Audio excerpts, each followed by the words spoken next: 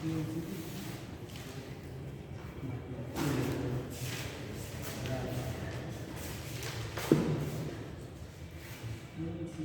तक पढ़ोगे बेटा?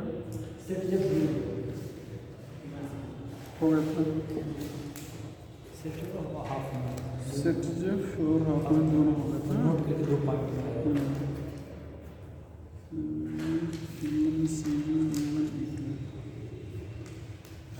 लिख लेगा, लिखेगा देर आर ओनली 4 रिएक्शन, लिखेगा there are only 4 reaction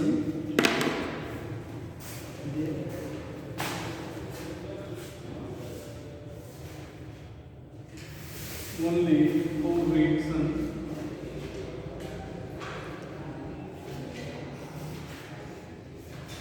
where half man rule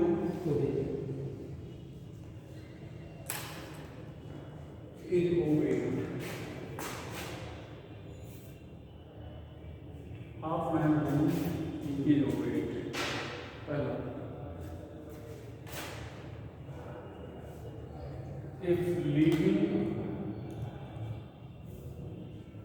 group is fluorine, निकलने वाला ग्रुप फ्लोरीन,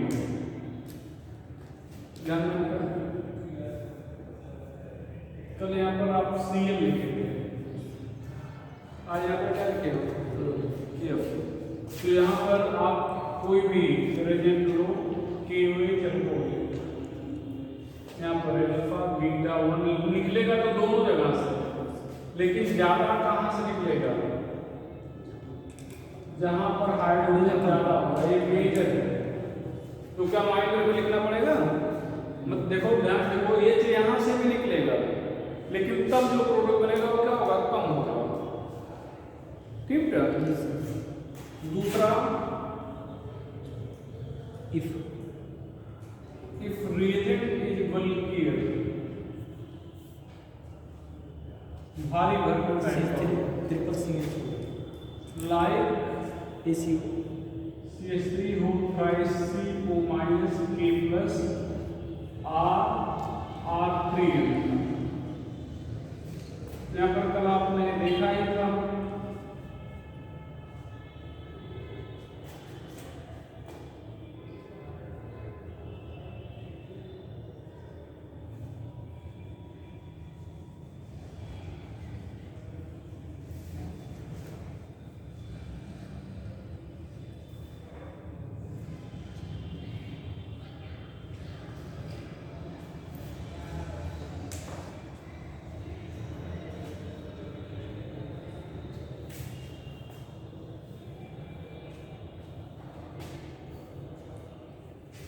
माइनर ऑर्डर में लिख रहे हैं, ठीक है?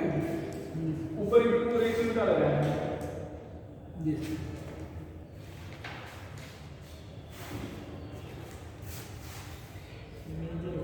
If gamma carbon is 3 or 4 degree,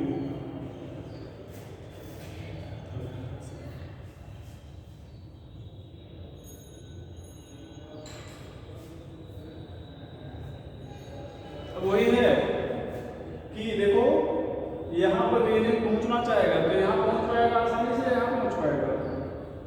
इधर भीड़ भाड़ ज्यादा है, इधर नहीं पहुंच पाएगा। तो ये अल्फा बीटा गामा,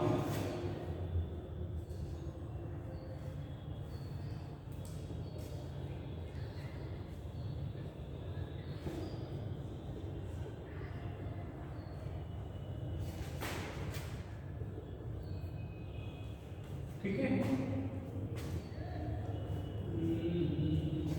ये CH2 इधर ही आंसर मिलेगा, एक CH और, ठीक है? और फोर्थ है in pyrolytic elimination of tertiary amine oxide or ester.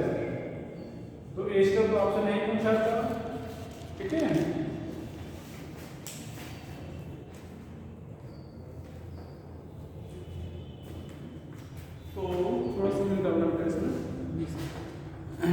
ध्यान दो बेटा, ये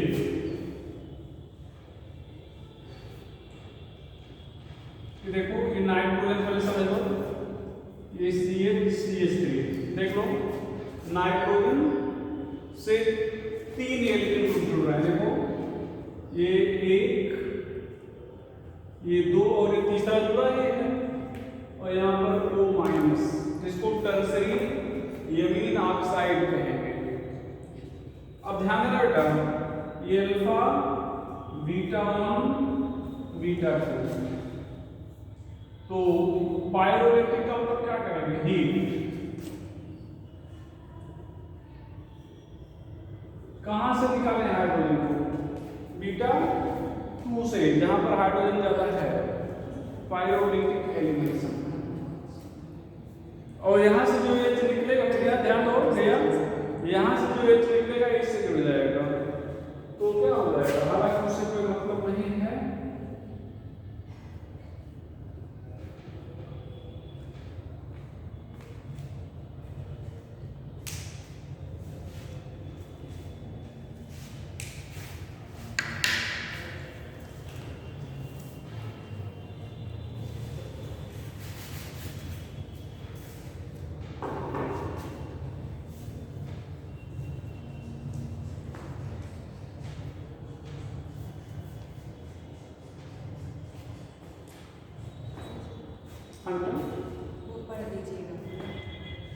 In pyrolytic elimination of tertiary amine oxide are ester.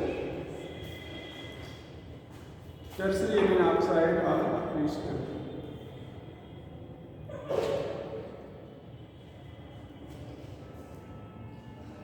यहाँ पर क्या रखना है, नोट करके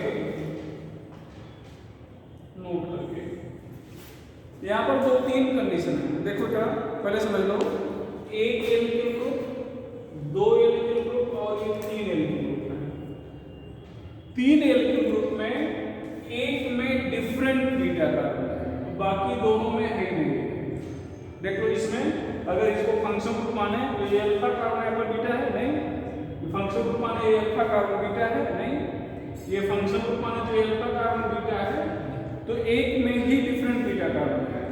अब हम लोग ये नोट करके लिखने वाले हैं कि मान लो डिफरेंट मतलब एक से ज्यादा एल्किल ग्रुप में बीटा है, इसमें बीटा है ही है, इसमें भी बीटा होता, इसमें भी, सब में बीटा कार्बन होता, तब एल्कीन में वो एल्किल ग्रुप बदलेगा जो सबसे छोटा होगा। कोई पॉइंट नोट करके चलते हैं,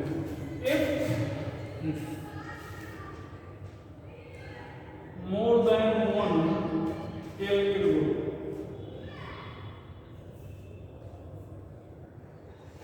has beta carbon, then only smaller alkyl group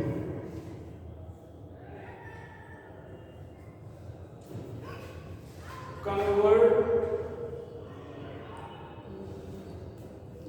into alkene.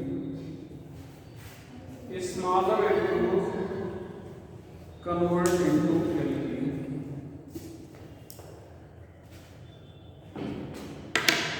ध्यान देना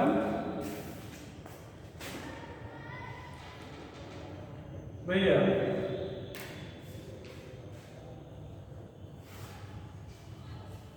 देखो एक एल्किल ग्रुप, 2 एल्किल, इसको फंक्शन ग्रुप मान रहे हैं, तो ये अल्फा बीटा हो जाएगा। यहाँ पर अल्फा है, बीटा है ही नहीं है, ये अल्फा ये बीटा हो जाएगा। यहाँ पर O- लिख दे रहे हैं और यहाँ पर प्लस रहेगा। ध्यान रखिएगा नाइट्रोजन 4 मान नहीं बनाता है, पर 4 बनाया गया था ना, ये देखो तो यहाँ पर प्लस रहेगा, ये प्लस लिखना भूल गए इधर हमको। अब इसको अगर हीट कर रहे हैं तो कौन एल्कीन में बदलेगा? जिस छोटा है, छोटा कौन है? CH3 एल्कीन में बदल सकता है? नहीं CH3, तब ये तो बदल ही नहीं सकता, एक कार्बन का एल्कीन नहीं होगा ना, तो ये बदल सकता है, ये बदल सकता है, इन दोनों में कौन छोटा है? तो CH2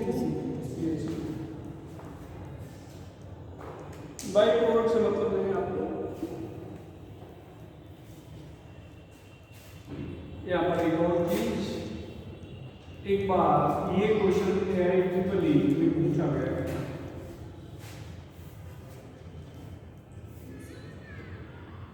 यहाँ पर बी, यहाँ पर ये प्लस 8, तो ये ईटी ना ईटी मतलब एथिल, बीयू मतलब ब्यूटिल, इसको देख ही रहे। तो यहाँ पर कौन बनता है? अच्छा, अब ध्यान देना, अभी तक आप कह रहे थे different alkyl group having beta carbon. अब हम लोग एक और पॉइंट पढ़ेंगे बेटा, हाफ पॉइंट से हटके फिर से वहीं चल रहे हैं। मान लो डिफरेंट बीटा कार्बन है, वहीं पे चल रहे हैं। मान लो आप बोल रहे थे डिफरेंट बीटा कार्बन है। अब बीटा कार्बन डिफरेंट तो है, लेकिन हाइब्रिडाइजेशन भी डिफरेंट है। मतलब एक सेचुरेटेड है और दूसरा क्या है, अनसेचुरेटेड है। अगर ऐसी कंडीशन है तो हाइड्रोजन हमेशा सेचुरेटेड से लिख लेगा। नोट करके सेकंड पॉइंट इसमें नोट करके बेटा, second point, if one is beta carbon is saturated, if one beta carbon is saturated and other is unsaturated, one beta carbon is saturated and other is unsaturated, then hydrogen is eliminated,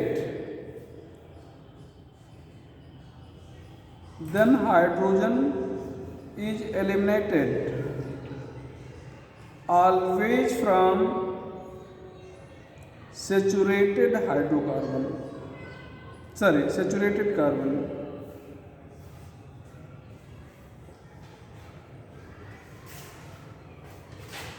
Saturated carbon, चले आगे।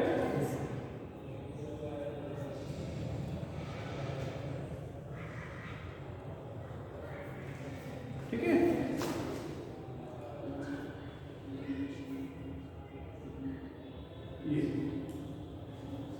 अब ध्यान रखना, ये alpha beta 1, ये क्या हो जाएगा, बीटा 2।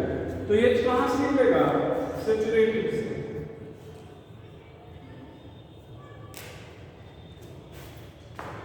ध्यान रखिएगा, आप क्वेश्चन कर सकते हो ऐसा क्यों किया गया। ध्यान को पहले सुन लो फिर लिखिएगा। आप पूछ सकते हो कि ऐसा क्यों किया गया, हम यहाँ से क्यों नहीं निकाले।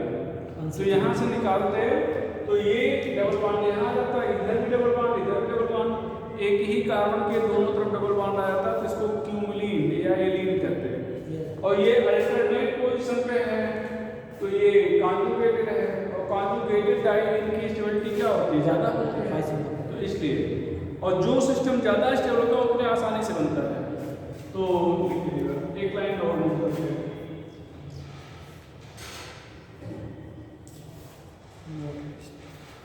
करके, most stable product for more reason,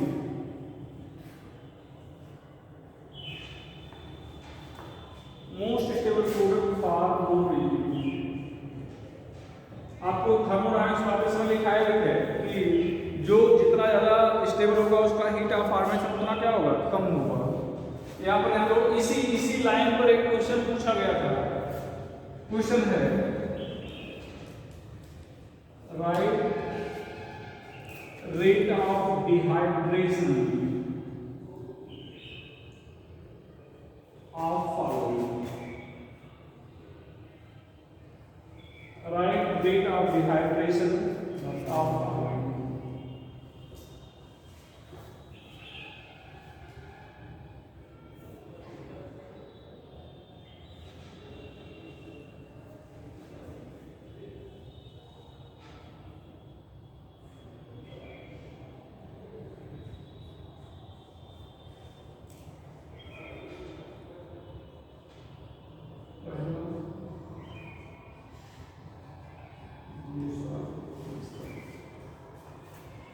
3 2 तो क्या हो जाएगा यहाँ 1 2 3 2 3 3। कारण क्या है? देखो ये अल्फा, देखो सभी ध्यान से, अल्फा है, ये बीटा है, ये बीटा है, तो इधर वाला बीटा अनसैचुरेटेड है, तो इसका मतलब अगर वाटर निकाला जाए तो कहाँ से निकलेगा? इस वाले से। तो क्या बन गया? बेंजीन। और बेंजीन जो है इसमें एरोमेटिक है, जो सबसे ज्यादा स्टेबल होगा। यहाँ पर क्या है? यहाँ से निकाला जाए तो ये हो जाएगा 2 रिंग आएगा इसमें। और यहाँ पर कहीं से भी निकाल दो 5 ठीक है। अब इनमें सबसे ज्यादा स्टेबल कौन है?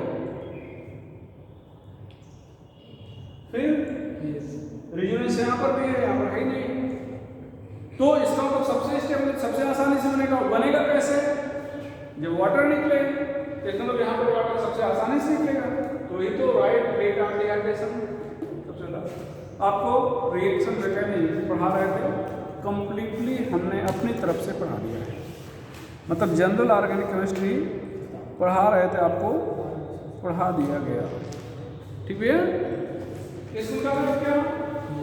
अब एक टॉपिक बच रहा है, दैट इज फिजिकल प्रॉपर्टी। सारे कंपाउंड की फिजिकल प्रॉपर्टी को एक साथ देख लेते हैं। चलो, physical property of organic compound.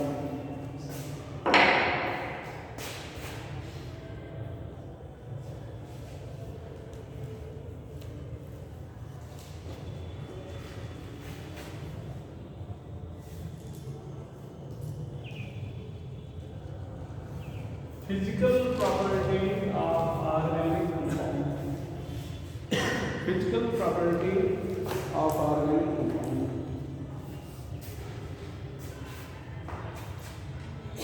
ठीक है, तो यहाँ पर हम लोग 2 टॉपिक मोस्टली देखते हैं, सॉल्युबिलिटी और दूसरा boiling point and melting point. Solubility पहला,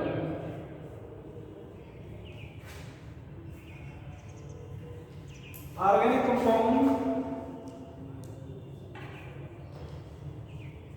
is covalent, so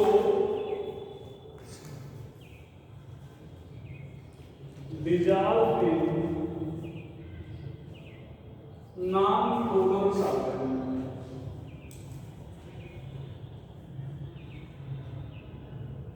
like in CH2, CCl4, benzene, toluene,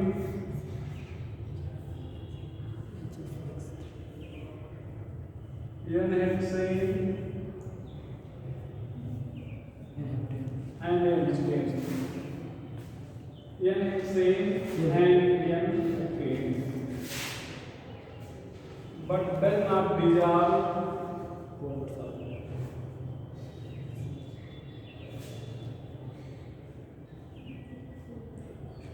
in water,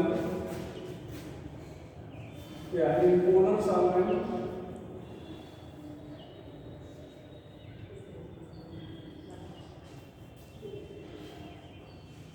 or in water.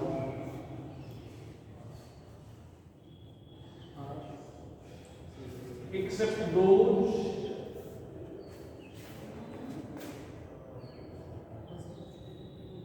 which can form hydrogen bonds with it. Except those which can form hydrogen bond with it.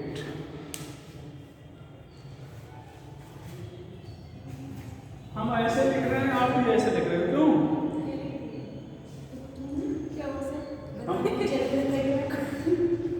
हाँ, हम तो मिटाना नहीं चाह रहे हैं कि हमारे पास चलो 2 हेडिंग है, कुछ लोग लिखे होंगे, कुछ नहीं तो इधर लिखें, अभी फिर इधर लिखने लगेगा, फिर आप इधर लिखने लगेगा। अरे कुछ अदल लगाया करो, ठीक है यार। पहले ध्यान सुनो, इधर ध्यान दो। ये जो ऑर्गेनिक कंपाउंड है ये कोवैलेंट है, इसलिए वाटर में डिजॉल्व नहीं होंगे। और डिजॉल्व कहाँ पर होंगे? नॉन पोलर सॉल्वेंट जैसे CH2, CCl4, benzene, toluene, NHCN and NHN। यहाँ पर बता रहा है but does not dissolve in polar solvents or in water। अच्छा, पोलर सॉल्वेंट या वाटर में डिजॉल्व नहीं होंगे except those which can form hydrogen bond with it. केवल उन मॉलिक्यूल्स को छोड़ के जो इसके साथ हाइड्रोजन बॉन्ड बना सकते हैं, ठीक है।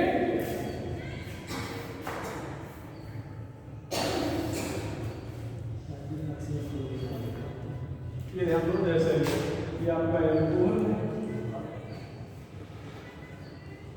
और हाइड्रोजन बॉन्ड कहाँ है? ये जो है अच्छा ये बना सकते हैं।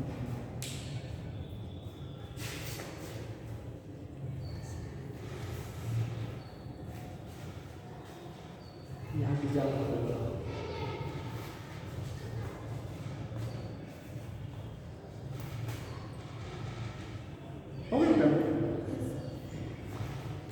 अब यहाँ पर 3 हेडिंग में पढ़ेंगे। Order of solubility of compound related from different homologous series। Order of solubility of compound related from different homologous series।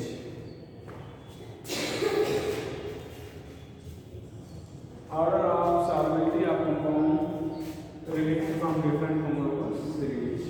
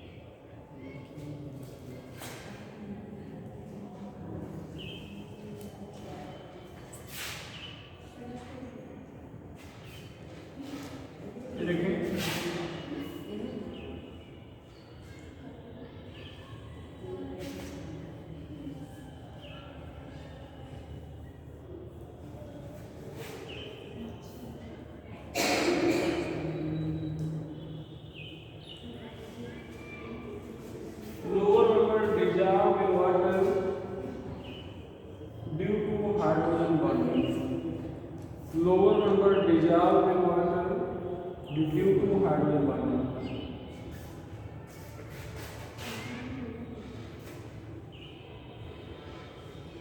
Does not dissolve। Does not dissolve।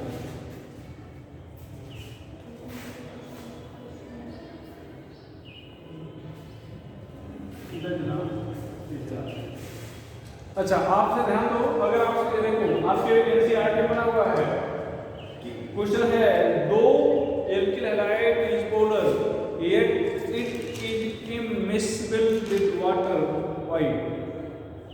यद्यपि एल्किल हैलाइड ध्रुवीय है फिर भी जल के साथ मिश्रित नहीं होता। क्यों? Does not dissolve in water, does not form hydrogen bond. ठीक है, तो क्या बताएंगे? Unable to form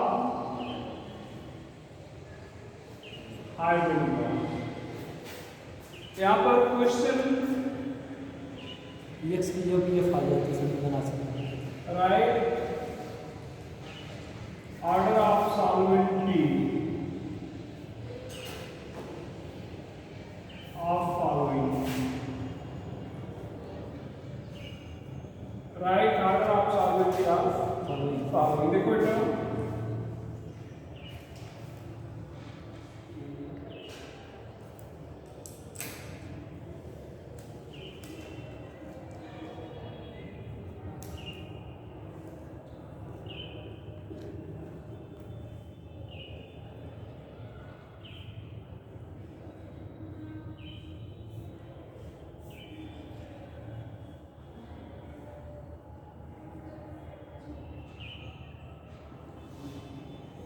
हाँ एक चीज यहाँ पर लिखना है, एक molecular mass is nearly same।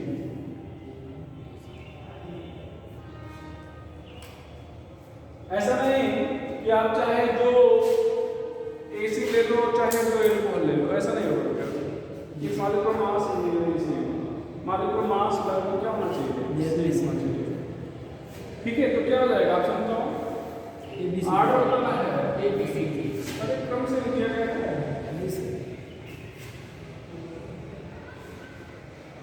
ABC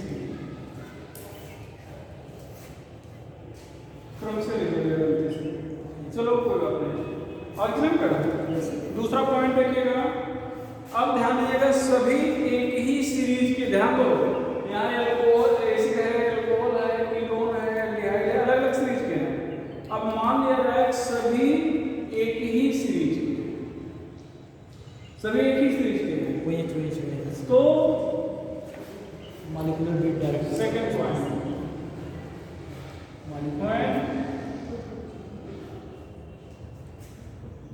all members are related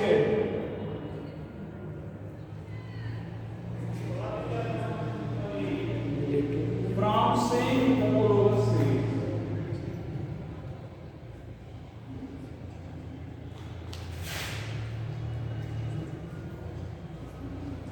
All members are related from same homologous series।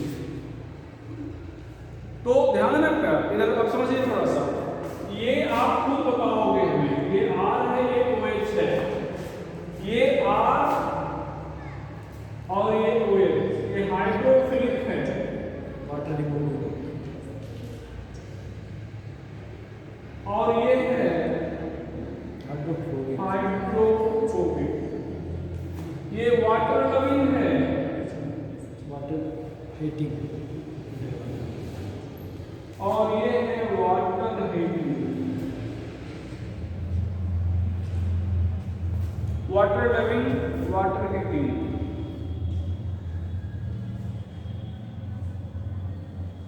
समझे? अब ध्यान देना, ये जो है लविंग पार्ट जो है तो ऐसे रहेगा, बदलेगा नहीं।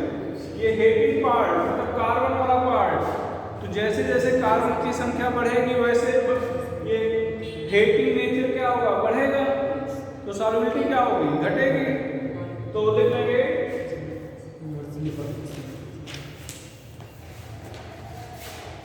इसको, और आगे बढ़ा रहे हैं इसको, यहाँ पर all members are related from same homologous series, then यहीं पर लिख रहे हैं solubility decreases with increasing number of carbon, या increasing chain reaction है, chain reaction as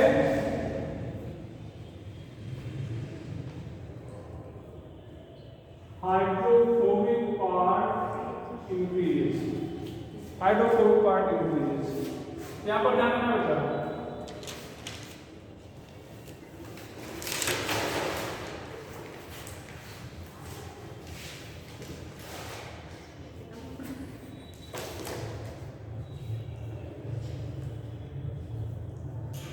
ये ध्यान से सुन लो, नीचे जाने पर ये कार्बन देखो, एक कार्बन है, दो कार्बन है, तीन है, चार है, तो कार्बन की संख्या बढ़ती जा रही है, मतलब विरोध करने की टेंडेंसी क्या होगी, बढ़ेगी। तो विरोध करने की टेंडेंसी बढ़ेगी तो वाटर के साथ रह पाएगा या नहीं? तो यहाँ पर क्या लिखेंगे, hydrophobic part increases. Yes, decrease. Yes, for solubility यहाँ पे है. As Solubility. hydrophobic Part increases. part increases. तो हाइड्रोफोबिक पार्ट पढ़ रहा है बेटा. इधर कोई डालेगा Yes, sir. भैया? इधर लिख रहे हो देखो.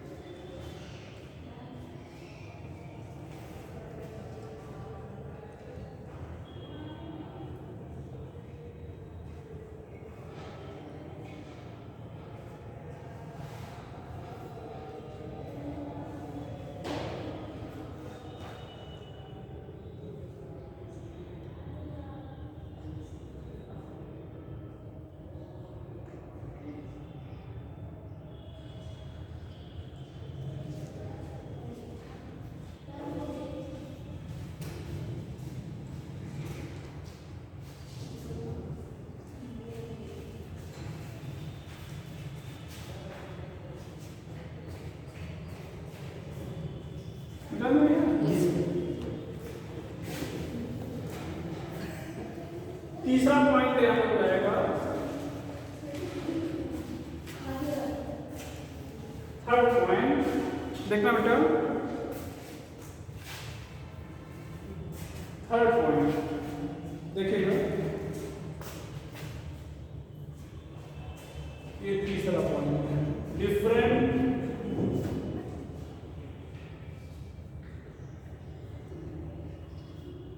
isomer of same compound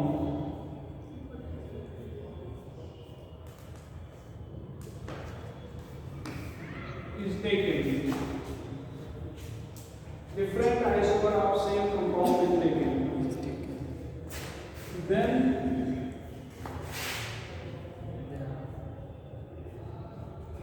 solubility decreases, increases.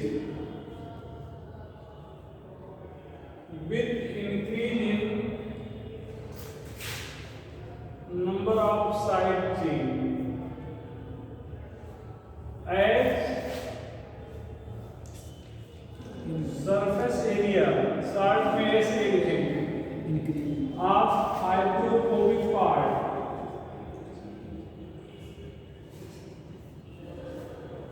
increases, decreases.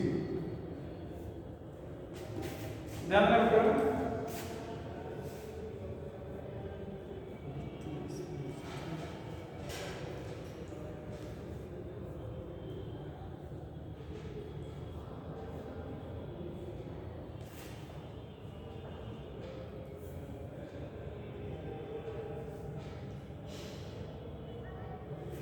इधर देखो. इधर ये वो एग्जांपल कर देते हैं. देखो ये हाइड्रोफोबिक पार्ट है. नीचे हाइड्रोफोबिक पार्ट है. तो सरफेस एरिया डिक्रीज कर रही है. Side chain.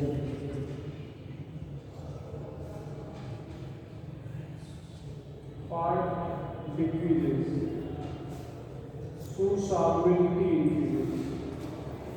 तो ध्यान देना OH जिस कार्बन पे है ये कितने कार्बन जुड़ा? 3 टर्सरी. कितने जुड़ा? 2 सेकेंडरी. ये कितने जुड़ा? प्राइमरी. Order of solubility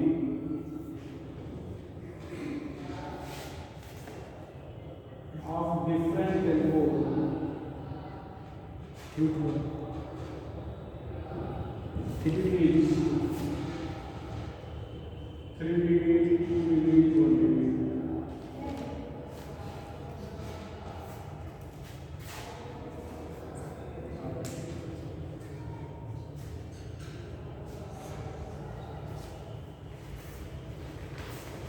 इधर दिखा दे.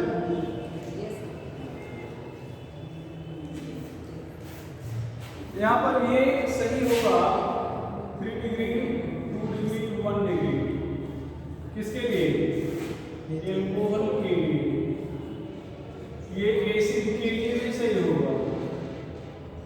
बट फॉर एमीन ये 1 डिग्री 2 डिग्री 3 डिग्री ये इनसॉल्वेबल हो जाएगा।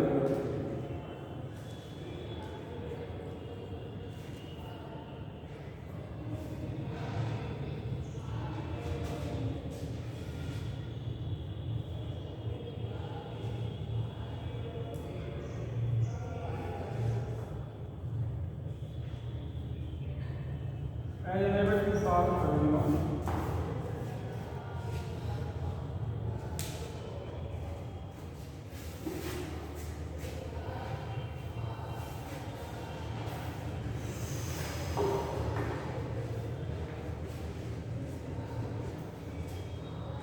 इधर ऊपर बिठा दे।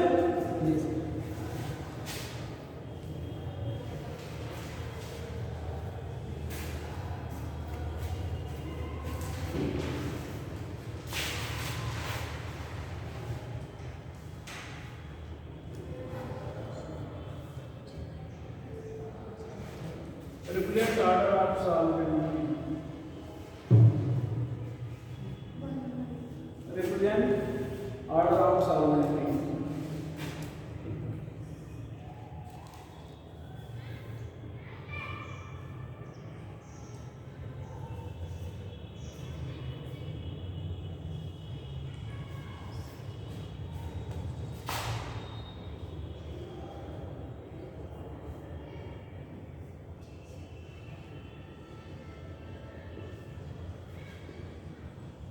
क्या हो जाएगा? इसको अगर ए कहें, बी कहें, सी कहें, तो क्या हो जाएगा? नीचे जान बढ़ गया।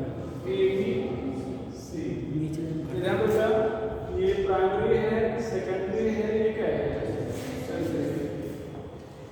तो टर्सरी ये ध्यान रखो, मिशन हाइड्रोजन पे हाइड्रोजन है नहीं, तो हाइड्रोजन बॉन्ड आएगा नहीं, डिसॉल्व होगा। यहाँ पर एक ही हाइड्रोजन है, यहाँ पर 2 हाइड्रोजन है, तो ज्यादा हाइड्रोजन बॉन्ड बनेगा।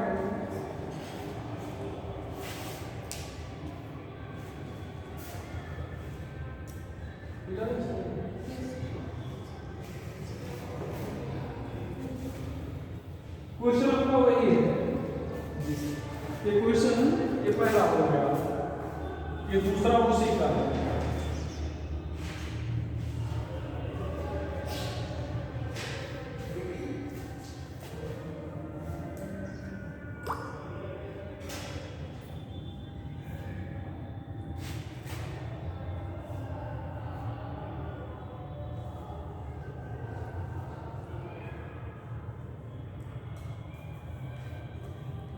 इसको कितना शुरू कर दे 3 डिग्री सॉरी 3 डिग्री 3 डिग्री का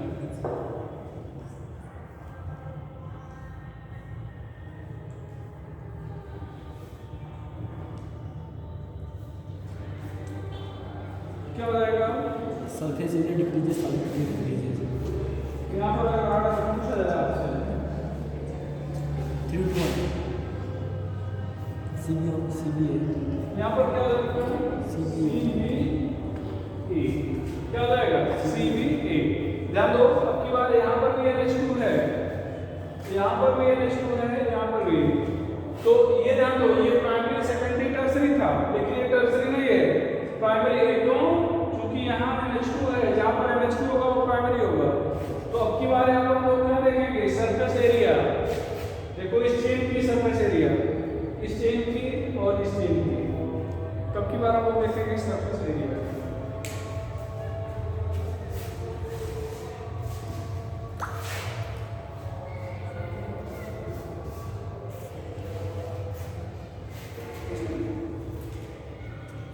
ठीक है। अच्छा, एक और चीज, अगर इंट्रामॉलिक्यूलर हाइड्रोजन बॉन्डिंग है तो सॉल्युबिलिटी घटा देंगे। लिख लीजिएगा, intramolecular hydrogen bonding decreases solubility.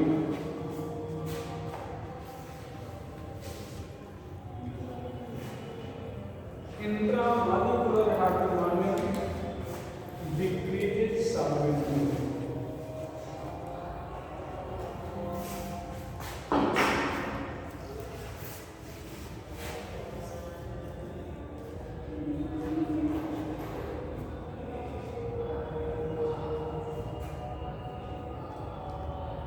पास में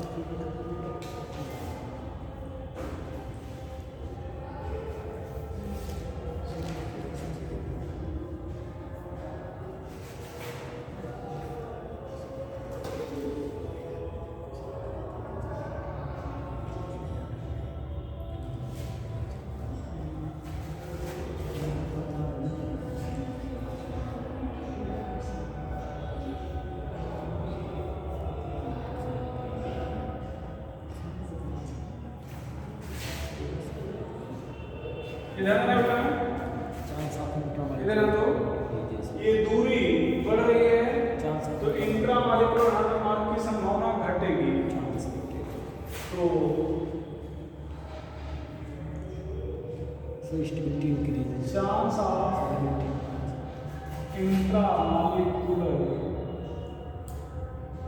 hydrogen bonding decreases as distance between hydrogen increase and electronegative atom increases। सो सॉल्वेंटी ठीक है, तो यहाँ पर इंट्रा मॉलिक्यूलर हाइड्रोजन बॉन्डिंग की संभावना घट रही है। ठीक है, अच्छा इंट्रा मॉलिक्यूलर हाइड्रोजन देखो बेटा, ऐसे आप बताओ, ऐसे मान लो हाथ फैला के खड़े हैं और ऐसे हाथ बटोर के खड़े हैं, तो कहाँ पे सरफेस एरिया जाता है, फैला के या बटोरे हुए, तो ये हाथ बटोरा हुआ है और ये हाथ फैला हुआ है, मतलब सरफेस एरिया यहाँ पे बढ़ रही है। ठीक है, तो यहाँ पर चाहे लिख सकते हैं, सो सॉल्वेंटी क्या करें, इंक्रीज कर रही है। देखो यहाँ पर इंट्रा है इसलिए सॉल्वेंटी कम है, इंट्रा नहीं है सॉल्वेंटी ज्यादा है, इंट्रा घटाएगी ना, तो ये इसको कहेंगे O N phenol, ortho nitrophenol.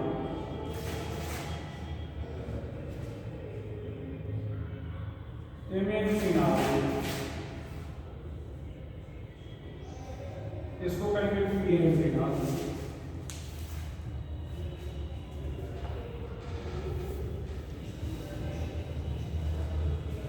On phenol, M N phenol, P N phenol. ठीक है, चलो फर्दर ध्यान दो, आपने कहा कि यहाँ पर सरफेस एरिया ज्यादा है और यहाँ पर कम है, तो सरफेस एरिया इंक्रीज कर रही है, सो boiling point increases, melting point increases, density increases, viscosity increases, but vapor pressure decreases।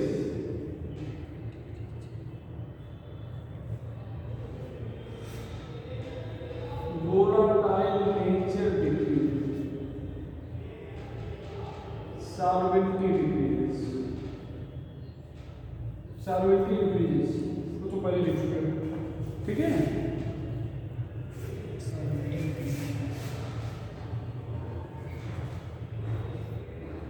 Which one has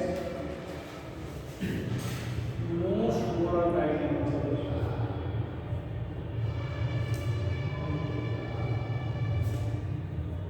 Which one has most volatile nature?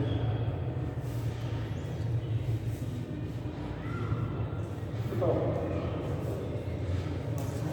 On phenol, M N phenol, P N phenol,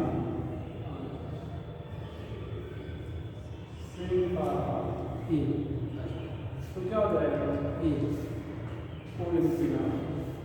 volatile nature घट रहा है ना, तो इसका मतलब मतलब sir? Vapour में convert होने की टेंडेंसी, वाष्पशीलता का गुण। ठीक है, चलो तो एक हेडिंग हम लोग समझ लिए सॉल्वेंट की।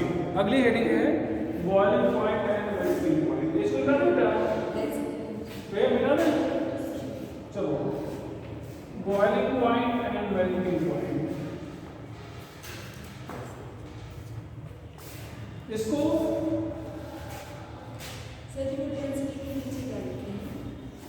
डेंसिटी विस्कोसिटी, श्यामता, द्रव विस्कोसिटी हिंदी में श्यामता बोलेंगे, लिक्विड फोर्स। ठीक है।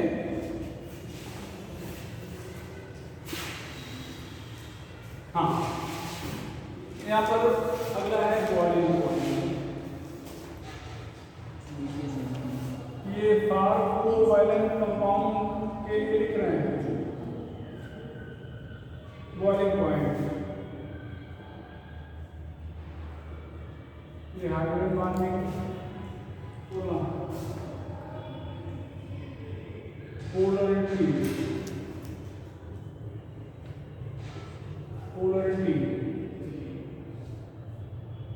वांडर वाल फोर्स। वांडर वाल फोर्स डिपेंड करेगा मॉलिक्यूलर मास पर और सरफेस एरिया पर। If molecular mass same nearly same, is nearly same. मान लो एक कंपाउंड ए है, दूसरा बी है, तीसरा सी है, तो order of boiling point A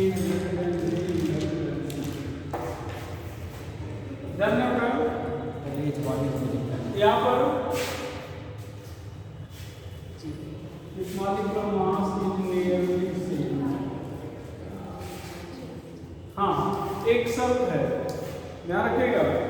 जैसे कंपाउंड ए क्या है, बी क्या है, सी क्या है मालूम नहीं है, लेकिन इतना मालूम है कंपाउंड ए जो भी है उसमें हाइड्रोजन बॉन्ड है, बी जो भी है उसमें पोलरिटी है, और डी सी में क्या है, वांडर वाल फोर्स है। वांडर वाल फोर्स को डिपेंड करता है मॉलिक्यूलर मास और सरफेस एरिया पे। सरफेस एरिया कब देखते हैं, जब मॉलिक्यूलर मास सेम होता है। ठीक है, और इन तीनों को भी कंपेयर तभी करेंगे जब मॉलिक्यूलर मास नियरली सेम होता है। यहाँ पर मेल्टिंग पॉइंट, ये भी हाइड्रोजन बॉन्ड आगे का, यहाँ पर एक 70 आ जाएगा। अब भैया पोलरिटी तो रहेगा, और आपको क्या करना चाहेंगे, वांडर वाल फोर्स।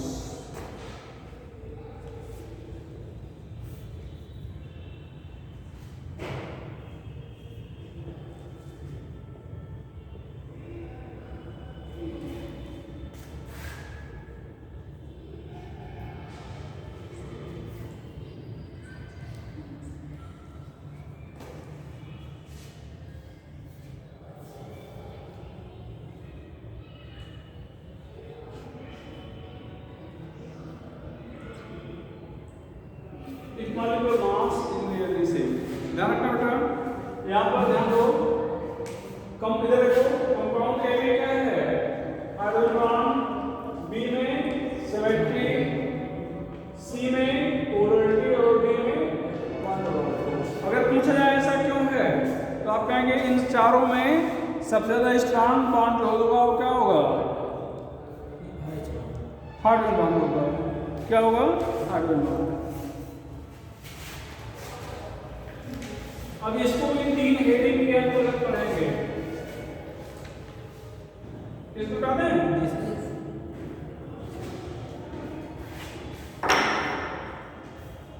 पहला order of boiling point and melting point.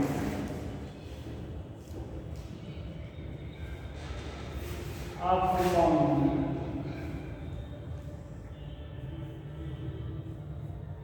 related from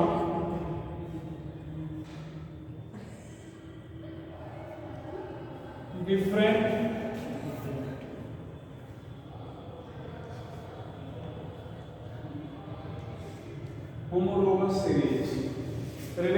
from different homologous series.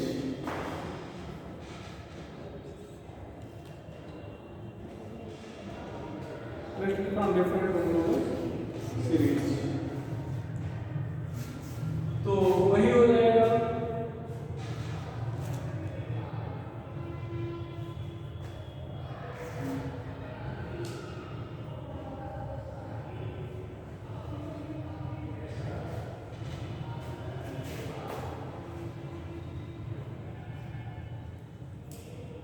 ketone,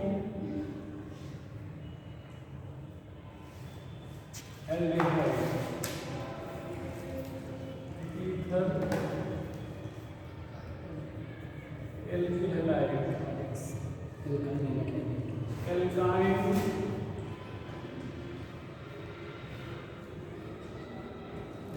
alkene,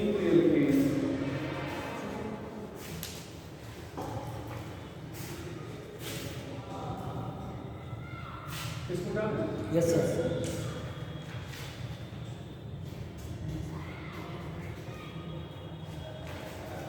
सब का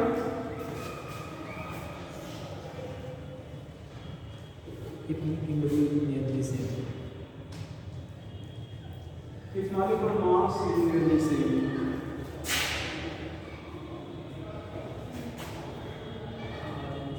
यहाँ पर hydrogen bond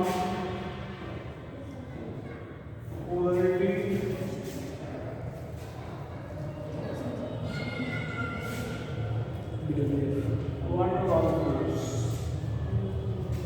hydrogen bond polarity. अच्छा एक और चीज समझिएगा, अभी सॉल्युबिलिटी में हाइड्रोजन बॉन्ड यहाँ तक खींच के लिखे थे। अब आप सोच रहे होंगे हाइड्रोजन बॉन्ड यही क्यों रोक दिया गया? तो ये यहाँ तक के कंपाउंड वाटर के साथ हाइड्रोजन बॉन्ड बनाएंगे, लेकिन ये आपस में हाइड्रोजन बॉन्ड नहीं बनाएंगे। ठीक है, ये वाटर के साथ बनाएंगे, आपस में नहीं बनाएंगे, और ये आपस में भी बनाएंगे और वाटर के साथ भी बनाएंगे। ठीक है, अब पॉइंट यहाँ पर एक पॉइंट हो गया।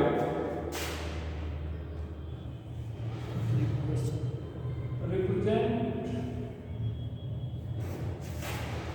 Order of boiling point of following. Represent order of boiling point of following.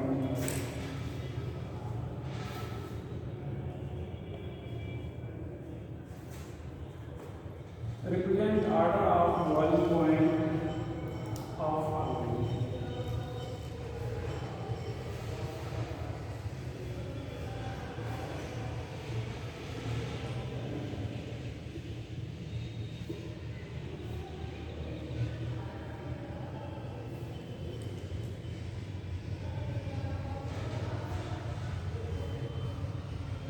क्या हो जाएगा?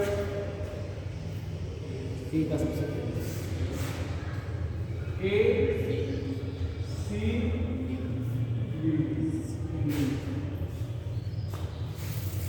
दूसरा, ये पहला पॉइंट था,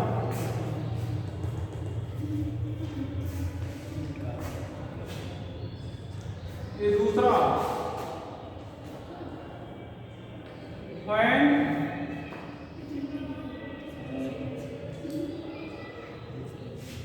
different isomer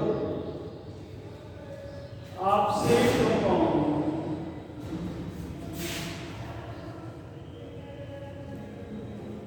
is taken, then boiling and melting point decreases with increase in boiling and melting point decreases with increase in number of side chains.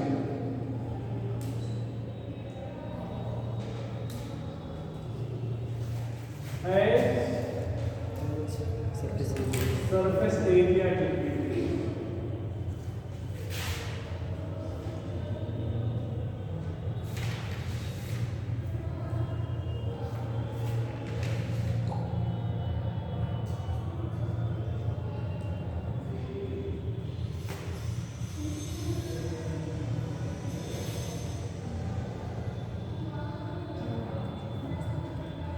यहाँ पर ध्यान रखना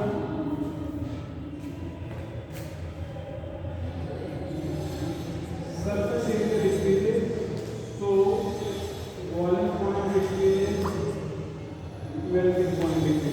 इधर ध्यान देना सब लोग, इधर देखो OH जिस कार्बन पे है वो 1 से जुड़ा है, 2 से जुड़ा है, 3 से जुड़ा है, मतलब प्राइमरी सेकेंडरी टर्सरी, प्राइमरी का सबसे ज्यादा और टर्सरी का सबसे कम। इसको बता दें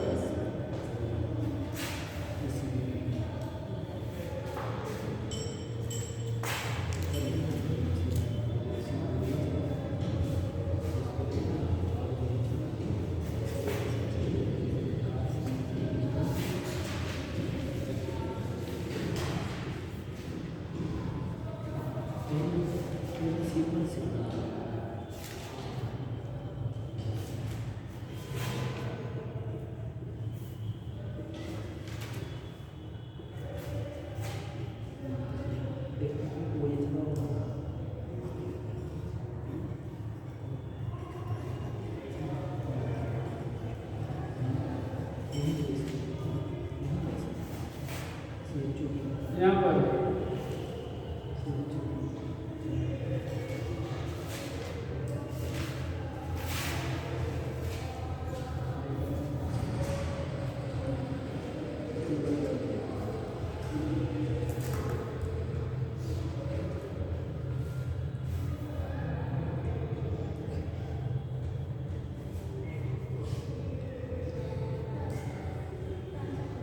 ध्यान दो, समझो सब लोग, इधर देखो,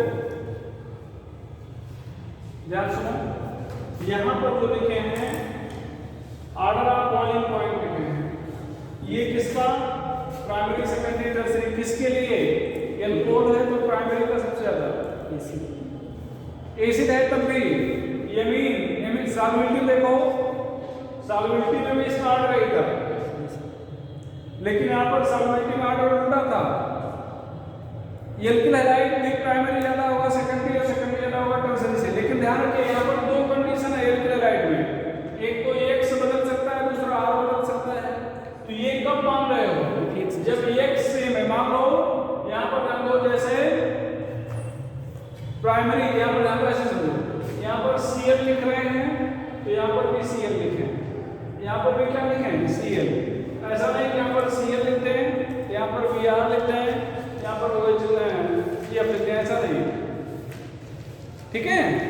और ध्यान दो, अगर यहाँ पर हेलोजन सेम होना चाहिए, अगर हेलोजन डिफरेंट है तो फिर एल्किल ग्रुप सेम होना चाहिए। जैसे मान लो यहाँ पर CH3I, CH3Br, CH3Cl, CH3F, R C, ठीक है। तब यार चलो एक इसको उठा दें क्या?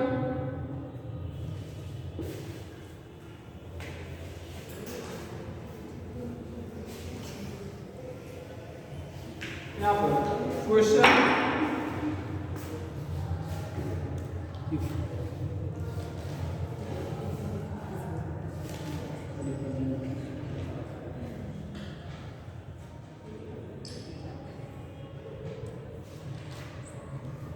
represent order of boiling point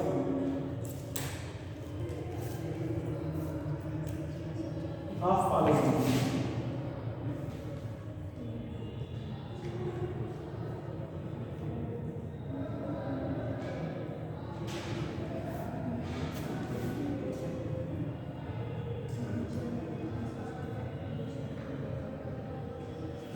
तो क्या हो जाएगा? क्या हो जाएगा? ए बी सी, ये प्राइमरी, ये सेकेंडरी और ये क्या होगा? टर्सरी।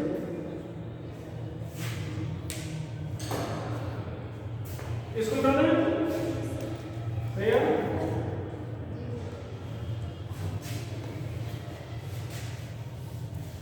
एक क्वेश्चन देखना बेटा,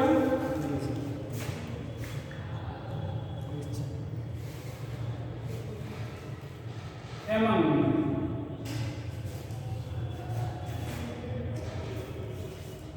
normal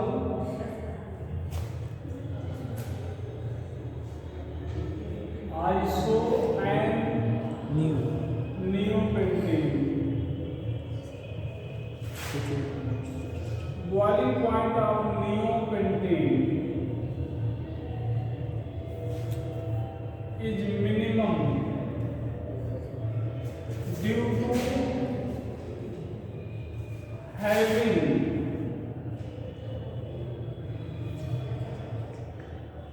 minimum surface area, having no hydrogen bond,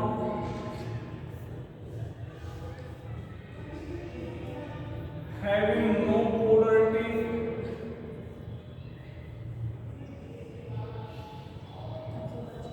having minimum molecular mass.